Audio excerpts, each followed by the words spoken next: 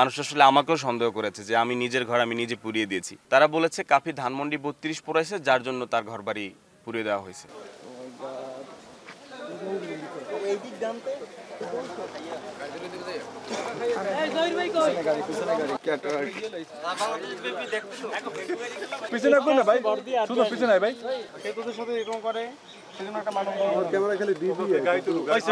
আমি যখন ক্লাস 9-10-এ পড়তাম দারুণাদাতে, তখন আমার এক ইংলিশ টিচার ছিলেন। তখন উনি বলছিলেন যে আইনের হাত অনেক লম্বা।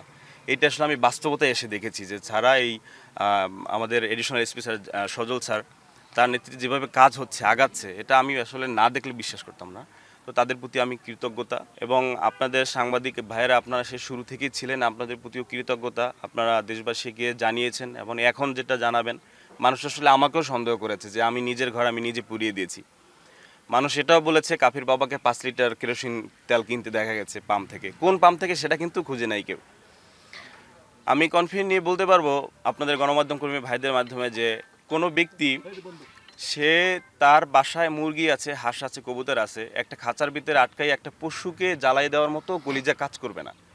সেখানে ভাই আমি আমার ফ্যামিলির শুধু আমি বাইরে ছিলাম। আমার বাবা মা ভাই ভাবি, আমি একটা ভুল মেসেজ দিয়েছিলাম যে আমার ভাতিজির বয়স 4 বছর, এরকম একটা ভুল, ওর জাস্ট 1 মাস কতদিন জানো। তারা সবাই ভিতরে ছিল, এবং আপনারা পুলিশ এসপি স্যারের কাছ থেকে আপনারা শুনেছেন যে আমার ঘরের বাইরের দরজা লাগানো ছিল।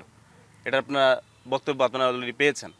আমার ফুল ফ্যামিলিকে মারার প্ল্যান ছিল, এবং যারা ছিল তারা জয় বাংলা ক্যাম্পেইন করত, ছাত্রলীগের লোক, এবং তাদের ভাষ্যমতে আপনারা হয়তো স্যারের মুখ থেকে শুনেছেন, তারা বলেছে কাফি ধানমন্ডি ৩২ পোড়াইছে, যার জন্য তার ঘরবাড়ি পুড়িয়ে দেওয়া হয়েছে।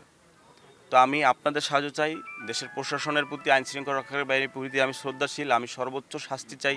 আমার নিরাপত্তার জন্য আমি এই দেশের আইন শৃঙ্খলা রক্ষাকারী বাহিনীর প্রতি আমাদের আবেদন থাকবে দোষীদেরকে যাতে সর্বোচ্চ শাস্তি দেওয়া হয়।